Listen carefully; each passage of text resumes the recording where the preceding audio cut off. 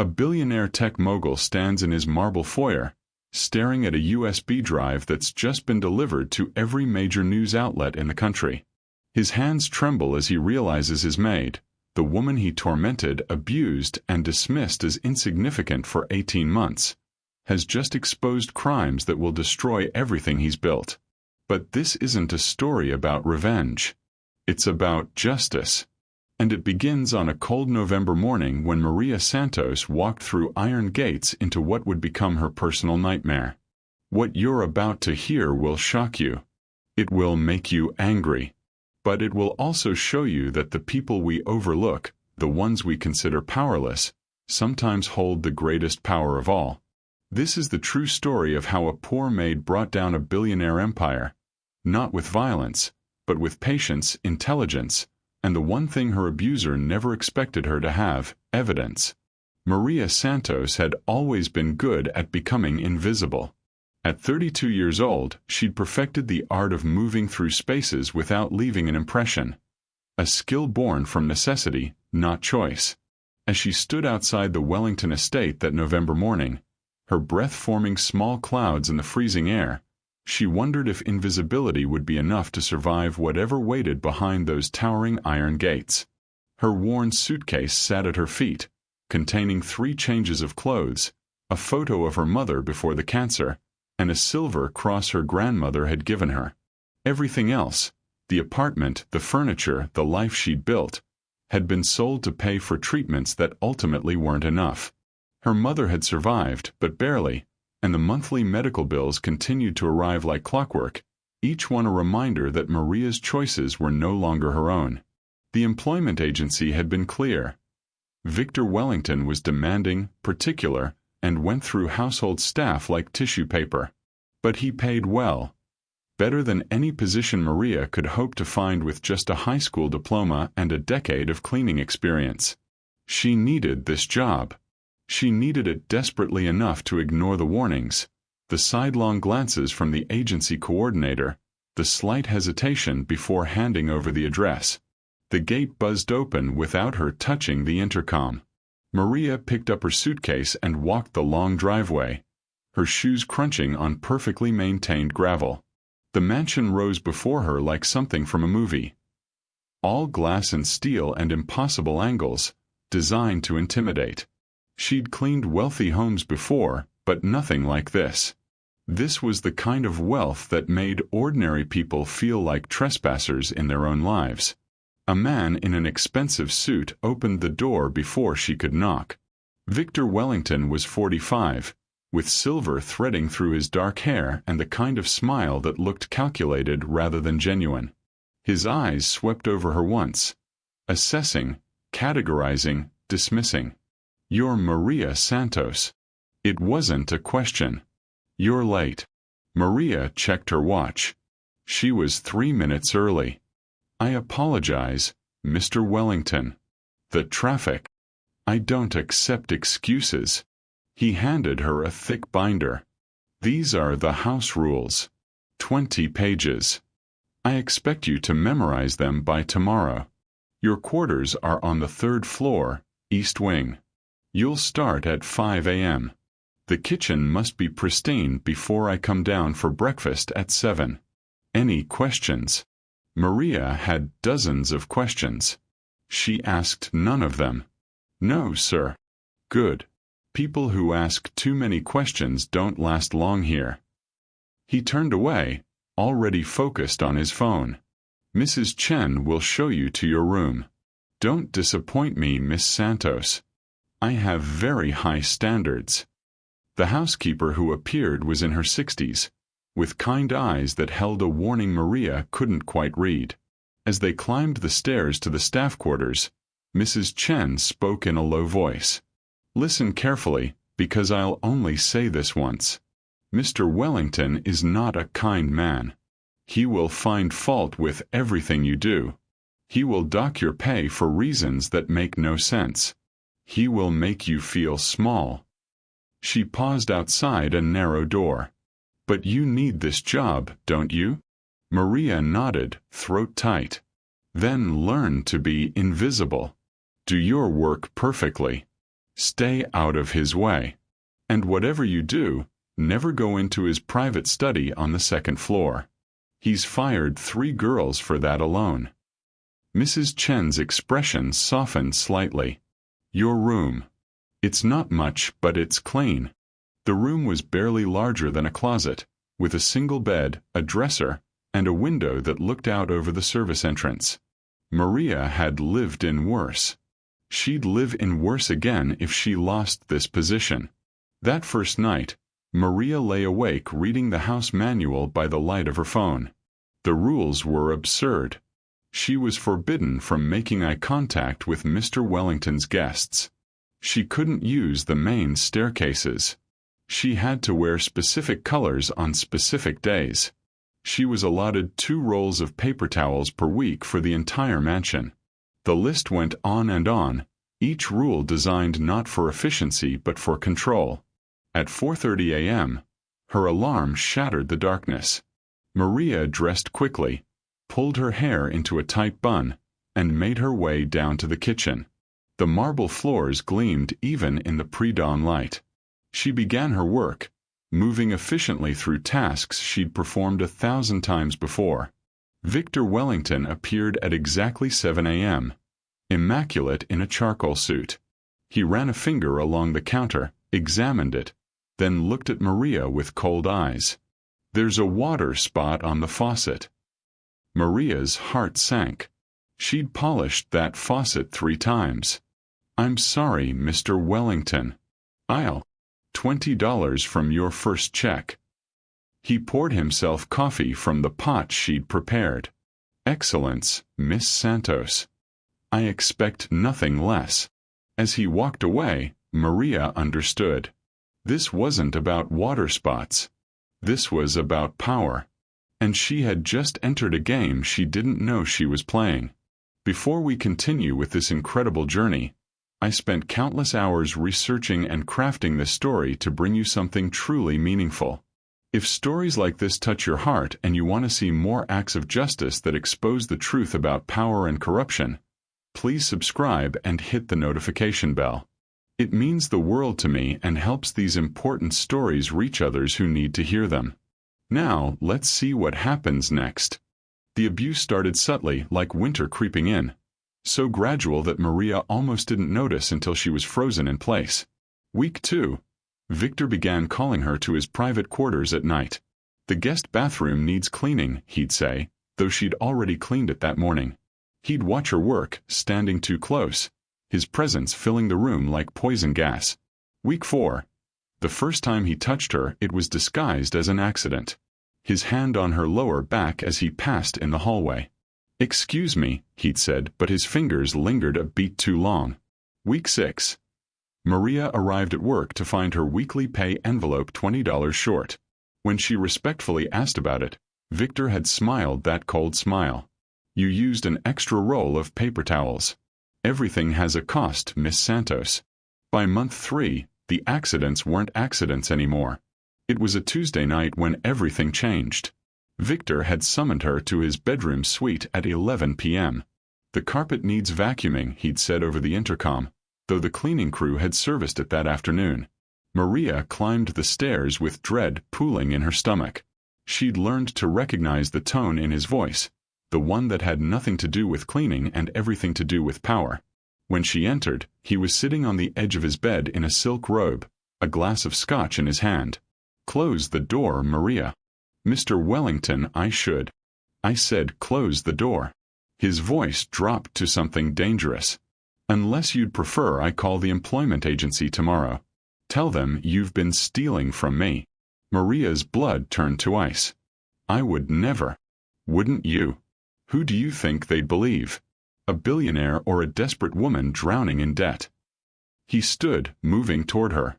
"Your mother's still sick, isn't she? Still needs those expensive treatments." The room seemed to shrink. Maria's hand found the doorknob behind her, but her feet wouldn't move. She thought of her mother's frail body in the hospital bed, the machines keeping her alive, the bills that never stopped coming. "I have very high standards, Miss Santos, and part of your job is keeping me satisfied." His hand reached for her arm. What happened next would haunt Maria's dreams for months. She stood frozen as Victor Wellington crossed every line, violated every boundary, took what he believed his money entitled him to take. And when it was over, when he dismissed her with a wave of his hand like she was nothing more than a discarded tissue, Maria understood the truth with crushing clarity. She was trapped. Maria spent that night curled on her narrow bed, silent tears soaking her pillow.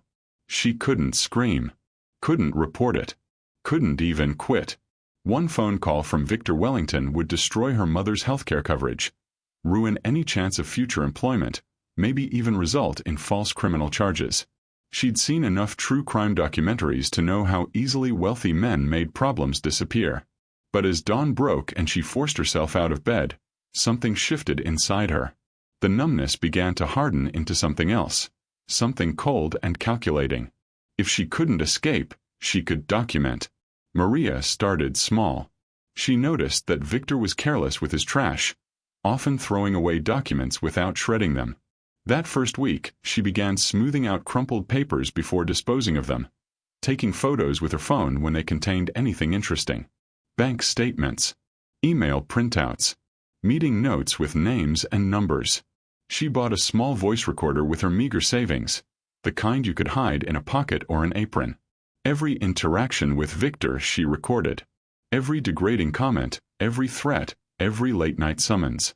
The device became her lifeline, proof that she wasn't crazy, that this was really happening. Month 5. Maria discovered Victor's office safe was left open during a late-night cleaning session. Inside were USB drives, each labeled with women's names.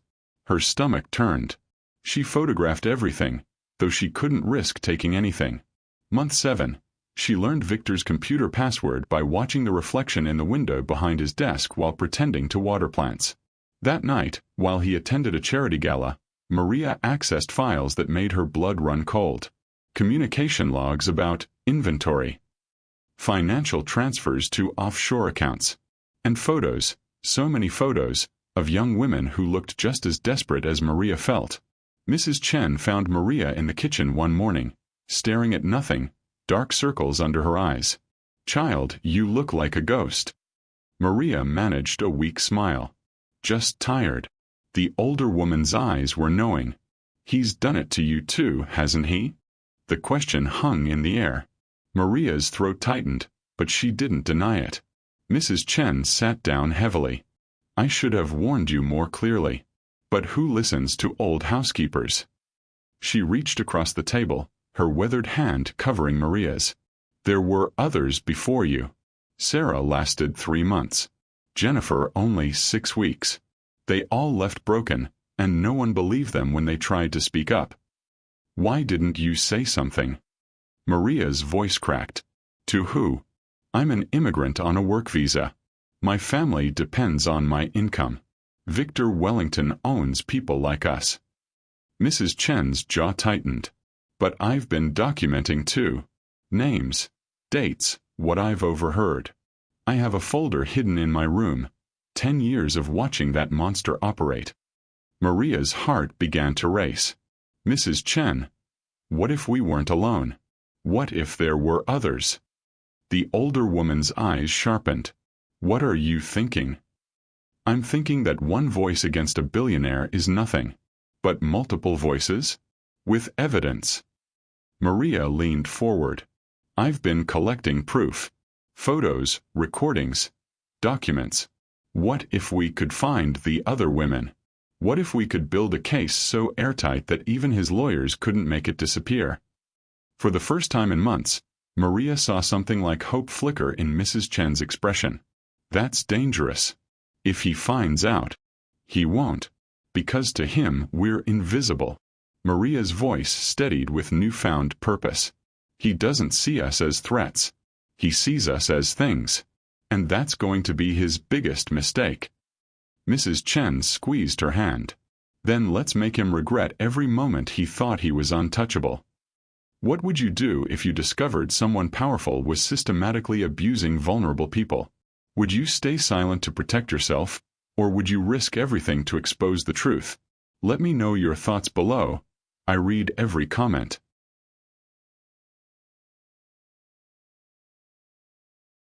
The network began small. Just Maria and Mrs. Chen, two women who'd learned to communicate in glances and careful whispers during the chaos of preparing for Victor's dinner parties. "The girl who waters the gardens on Tuesdays," Mrs. Chen mentioned one afternoon while chopping vegetables. "Isabella. She's been here 4 months. I've seen the way she flinches when his car pulls up." Maria found Isabella the following week, catching her alone near the greenhouse. The young woman was barely 22, with frightened eyes that told Maria everything she needed to know.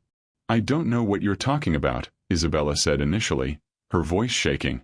"You don't have to tell me anything," Maria replied gently. "But if you ever want to talk, I'm in the East Wing, 3rd floor. And Isabella? You're not alone. You were never alone." 3 days later, Isabella knocked on Maria's door at midnight, tears streaming down her face. "He said if I tell anyone, he'll have me deported.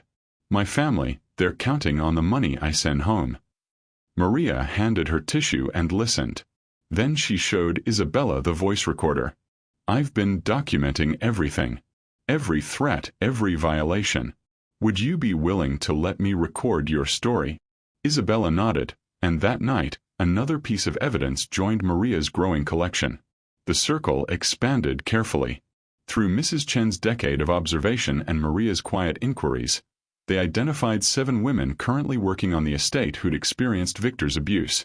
Beyond that, they began tracking down former employees, the ones who'd left abruptly, the ones whose references had mysteriously disappeared, the ones who'd been too afraid to speak. Sarah Martinez was working at a diner in Nevada when Maria's call reached her. "How did you find me?" she asked, her voice wary. "Employment records. I know what he did to you. I know why you left." Silence stretched across the line. Then, "No one believed me. I tried to report it, and suddenly I had a warrant for theft I didn't commit. His lawyers buried me. Sarah, what if I told you there are 8 of us now? What if I told you we have recordings, documents, financial records showing a pattern?" Maria's grip tightened on her phone. "What if we could make sure he never does this to anyone else?" I don't know if I'm strong enough to go through that again."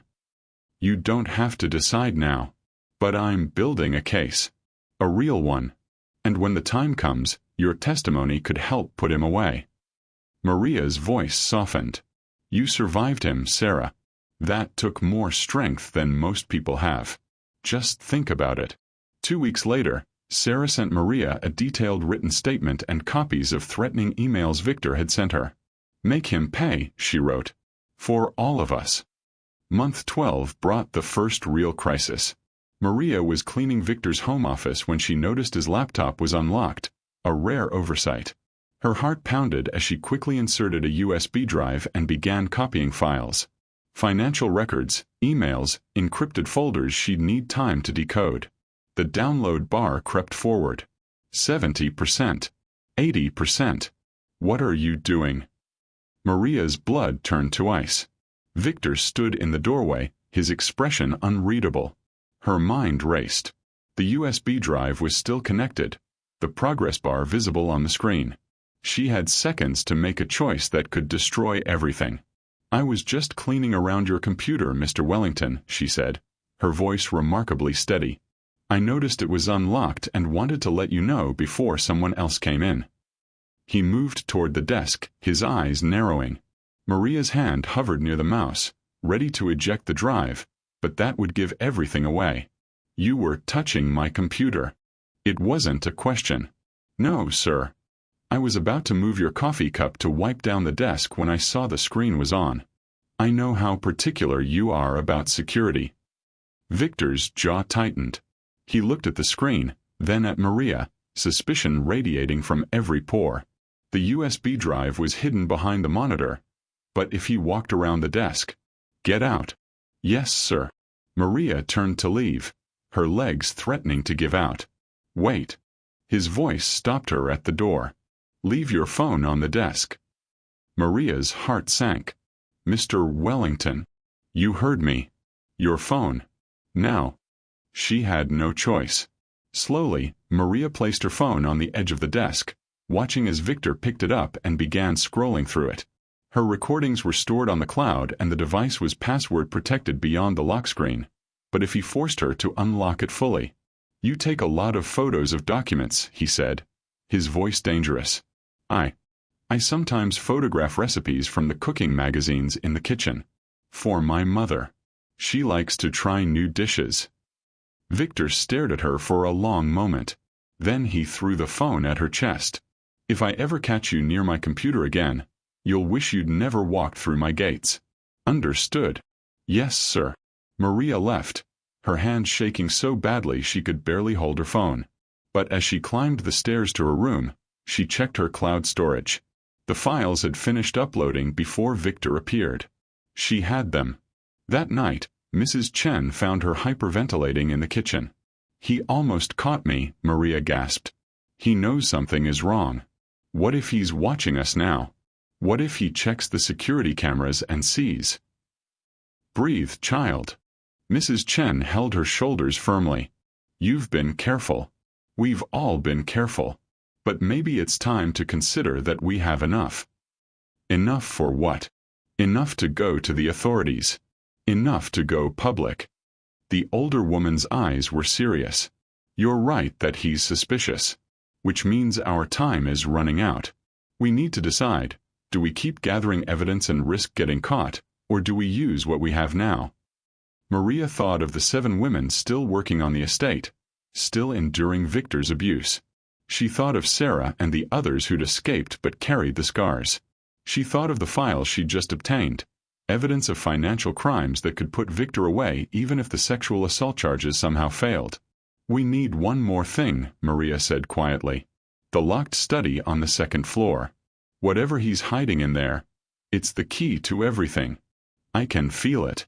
Mrs. Chen shook her head. "That's suicide. He has that room monitored. An alarm system separate from the house. Girls have been fired just for standing near the door. Which means whatever's inside is worth protecting."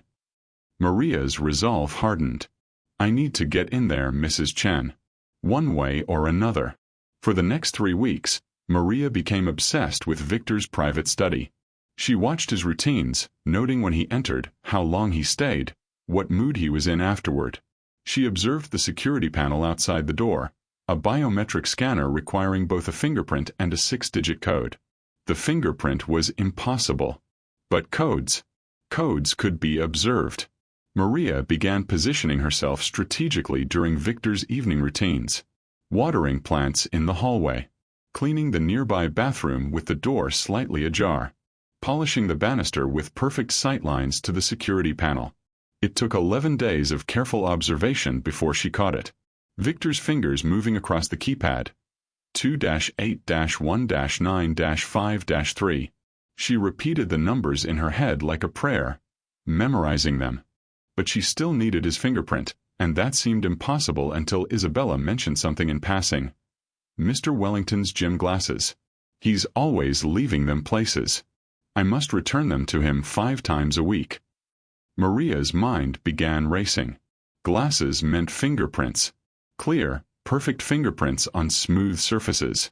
"Isabella, the next time you find his glasses, bring them to me first. Tell him you're having them cleaned." "Why?"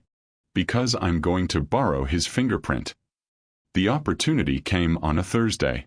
Victor left his reading glasses on the garden table after his morning coffee. Isabella brought them to Maria, who carefully photographed the clearest prints, then used a technique she'd learned from a YouTube video. Gelatin and a high-resolution printer to create a fake fingerprint that might fool a standard biometric scanner. "This is insane," Mrs. Chen whispered when Maria showed her the plan. "Even if you get in, what if he comes back? What if the alarm sounds anyway? Then I get fired and we use what we have. But if what I think is in that study is actually there?" Maria's eyes hardened. "Then we don't just destroy his reputation. We destroy his entire empire. Have you ever had to take a dangerous risk to expose the truth about something wrong? What gave you the courage to act, and what obstacles did you face? Share your experience below. Your story might inspire someone else who's facing a similar situation." The night Maria chose to enter Victor's study, The mansion was hosting one of his infamous charity galas. 200 of the city's wealthiest elite mingled in the ballroom below, champagne flowing, a string quartet playing Mozart. Victor was in his element, shaking hands, making deals, playing the role of benevolent philanthropist while his staff worked themselves to exhaustion serving his guests. Maria had volunteered for the late shift, the one that kept her working until 2 a.m. No one questioned it. The desperate maid always took extra hours. At midnight, when the party reached its crescendo, Maria slipped away from the kitchen. Her heart hammered against her ribs as she climbed the main staircase. Forbidden territory, but the service stairs would take her past too many security cameras. She'd studied the blind spots for weeks, memorizing the exact path that would keep her invisible. The second-floor hallway stretched before her, elegant and empty. Victor's study door loomed at the end, its biometric panel glowing red in the darkness. Maria pulled out the gelatin fingerprint she'd created, her hands trembling. This was it. If this failed, everything failed. She pressed the fake print against the scanner, then quickly punched in the code. 2-8-1-9-5-3. For 3 agonizing seconds, nothing happened. Then the light turned green, and she heard the soft click of the lock disengaging. Maria slipped inside and closed the door behind her, her breath coming in short gasps. She pulled out a small flashlight, not daring to turn on the overhead lights. The study was smaller than she'd imagined but filled with filing cabinets, a massive desk, and a wall safe that was, thankfully, standing open. Victor's arrogance had finally worked in her favor. She began photographing everything. Files labeled with women's names, each containing NDAs, settlement agreements, and threats. Financial records showing wire transfers to accounts in the Cayman Islands. Documents detailing a scheme where Victor's company recruited vulnerable women from overseas with promises of legitimate work, then trapped them in situations where they had no legal recourse. But the USB drives in the safe were what made Maria's blood run cold. She plugged one into her phone with an adapter. Video files. Dozens of them. Hidden camera footage from bedrooms throughout the mansion, including her own tiny room on the 3rd floor. Victor had been recording everything. Her stomach lurched, but she forced herself to keep working. She copied every drive, her phone's storage filling rapidly. This wasn't just evidence of his crimes against his household staff. This was evidence of a systematic operation spanning years. A sound from the hallway froze her in place. Footsteps. Getting closer. Maria's mind raced. The door was locked from the inside, but if Victor tried to enter and found it already open? She looked around frantically. There was nowhere to hide. The desk was too small to crawl under, and the filing cabinet stood flush against the walls. The footsteps stopped outside the door. Maria held her breath, pressing herself against the wall beside the door frame. If someone opened it, she'd have maybe 3 seconds before they saw her. The handle jiggled. Didn't turn. Weird. A male voice muttered, one of the security guards. Thought I saw the light. Probably just reflection from the party. Another voice responded. Come on. Wellington wants us downstairs. Some drunk guest is causing problems. The footsteps retreated. Maria waited 5 full minutes before she dared to move. When she finally finished copying the last file, she had documented evidence of financial fraud, tax evasion, human trafficking, sexual assault, and illegal surveillance spanning a decade. She slipped out of the study, reset the lock, and made her way back downstairs, where she resumed serving champagne to people who didn't see her as human. The next morning, Maria called an emergency meeting with Mrs. Chen, Isabella, and the other women. They gathered in Maria's tiny room, 8 survivors crowded into a space meant for one. I got into the study, Maria announced, and the room erupted in whispers. And what I found? It's worse than we imagined. But it's also everything we need. She showed them the files on her laptop. As the women watched the evidence unfold, their own exploitation documented alongside dozens of others. Tears flowed freely. But underneath the pain, something else grew, determination. What do we do now? Isabella asked, her voice stronger than Maria had ever heard it. Now. Maria pulled out a flash drive. Now we make copies of everything. We each keep one hidden somewhere safe. And then we reach out to someone who can actually do something about this. Mrs. Chen nodded slowly. I have a niece. She's an investigative journalist for the Washington Post. She's been trying to expose corruption in tech companies for years. Can we trust her? With my life. With all our lives. That afternoon, while Victor attended a business meeting downtown, Maria used his own office computer to send an encrypted email to Mrs. Chen's niece, Rachel Kim. The subject line read, "The Wellington Files, Evidence of Systemic Abuse and Trafficking." Rachel responded within an hour. Meet me tomorrow. Come alone. Bring everything.